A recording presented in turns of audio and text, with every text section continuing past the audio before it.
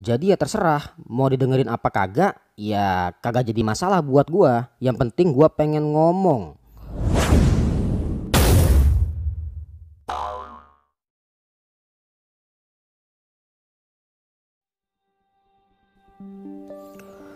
Jadi kali ini gua nggak bacain puisi, syair maupun prosa, tapi ngomong sendiri lagi nih ya. Jadi ya terserah mau didengerin apa kagak, ya kagak jadi masalah buat gua. Yang penting gua pengen ngomong. Podcast kali ini masih tentang seputaran Cakung. Ya masih sekitaran Cakung lagi nih ya, Kampung Baru.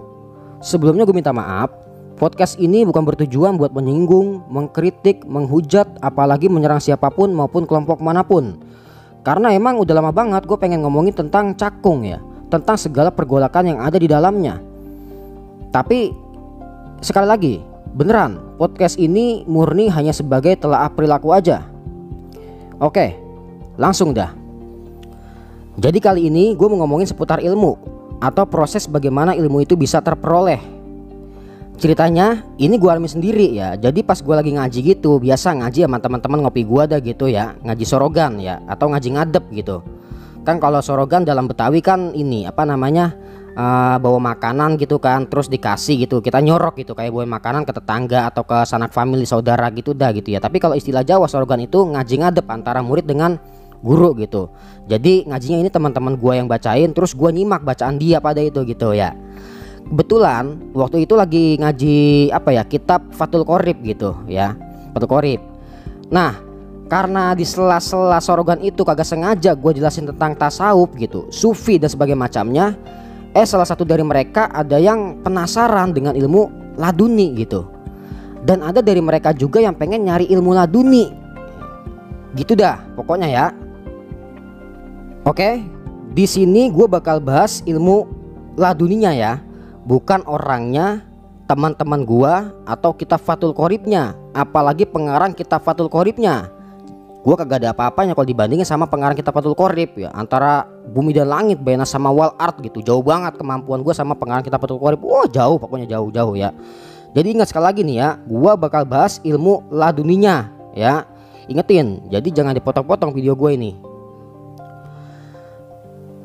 Manusia nggak ada jaminan bener terus ya, bisa salah. Jadi kalau suatu saat gua bener, ya silakan ikutin gua. Tapi sebaliknya kalau gua udah kagak bener nih, sesat deh misalnya gitu, ya udah silakan tinggalin gua gitu. Karena sekarang di Cakung nih ya, gua perhatiin banyak gitu yang dianggap guru terus suka nyeleweng. Tapi anehnya masih ada aja ngikutin gitu ya. Gua nggak perlu sebut dah siapa aja orangnya ya. Jadi balik lagi ke ilmu laduni ya. Ilmu laduni ini kan sifatnya intuitif ya, make rasa gitu, hati yang gerak gitu. Berbeda yang kita gandrungin selama ini, yaitu ilmu eksperimentalis gitu, yang sifatnya diuji coba berulang-ulang terus gitu. Nah kalau yang intuitif ini kan susah buat dipahamin, apalagi buat dibuktiin gitu ya. Jadi semestinya nih yang harus kita cari ya ilmu yang dibuktikan secara berulang-ulang ya. Ya tadi itu yang sifatnya eksperimentalis gitu. Dan ilmu ini nggak bisa meninggalkan hukum kausalitas. Artinya harus ada sebab akibat gitu. Ya kalau kita pengen paham fikih misalnya gitu, ya bergurulah kepada ahli fikih gitu. Kalau pengen paham nahwu sorof, ya carilah guru nahwu sorof yang handal gitu. Kalau pengen paham tafsir, ya carilah guru tafsir yang mantep gitu, yang sangar gitu, Gus Baha misalnya gitu, atau Quraisy Shihab barangkali gitu ya. Terus sekarang kita coba menggali ilmu yang sifatnya intuitif. Ambil contoh, biasanya kan ilmu laduni ini sudah dialami oleh para wali ya. Bahkan ada nih orang sebelum jadi wali itu sukanya zina, tiba-tiba jadi wali terus memperoleh ilmu laduni gitu. Ya ada juga yang begitu. Atau misalnya lagi nih, dulunya ada orang suka ngerampok gitu, raja rampok deh, ibaratnya jahat banget sama orang gitu, tukang begal gitu. Tiba-tiba dia terus jadi wali gitu. Ya bisa aja terjadi gitu ya.